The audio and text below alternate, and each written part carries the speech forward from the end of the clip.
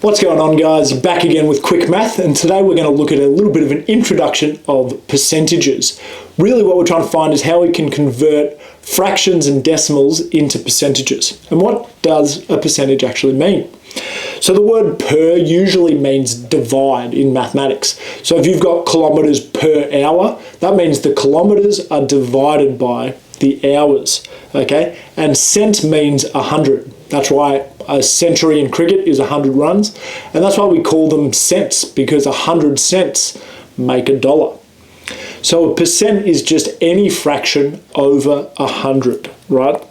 So for this example, we could have any number, but let's say 29 over 100.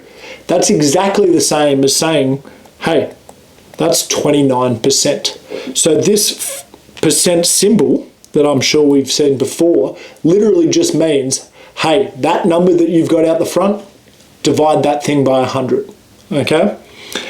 So if we want to make our fractions into percentages, all we've got to do is make the denominator equal to 100 and convert it straight away. So this first one, 25 over 100, we know straight away that because it's over 100, the same thing or the equivalent as a percentage is 25%. But sometimes a test isn't going to be out of 100, but you still want to know your percentage. Okay, so we've got to use our equivalent fraction skills to make this thing out of 100. So in this example here, I've got 40 out of 50. If I multiply the denominator by 2, that changes this fraction to out of 100. If I do something to the bottom, I've got to do it to the top. So I times the top by 2 as well, which gives me 80 over 100. And straight away I know that that means my answer is 80%. Okay? And just going back the other way, just as a little reminder, 67% is equal to 67 over 100. Done. Okay? So we might also be asked to change decimals into percentages as well. And the big trick here is that we need to move the decimal place twice. Because it's 100ths, we are timesing it by 100, which changes it twice. The way that I like to remember it is the percent sign legitimately has 2 dots there.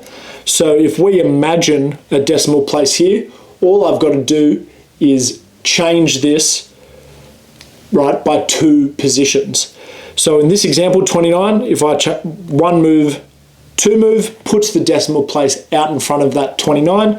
So 29% is the same as 0.29. Again here, 63, 1, 2, moves it to 0.63. And these are equivalent. This also works even if you've got a number above 100%. So I know in footy and stuff like that, you sometimes hear, oh, you boys have to put in 110% here, right? We can still turn this into a decimal if needed.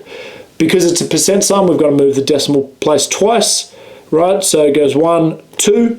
It's in between those 2, which is fine, because this equals 1.10. And that is a completely fine answer.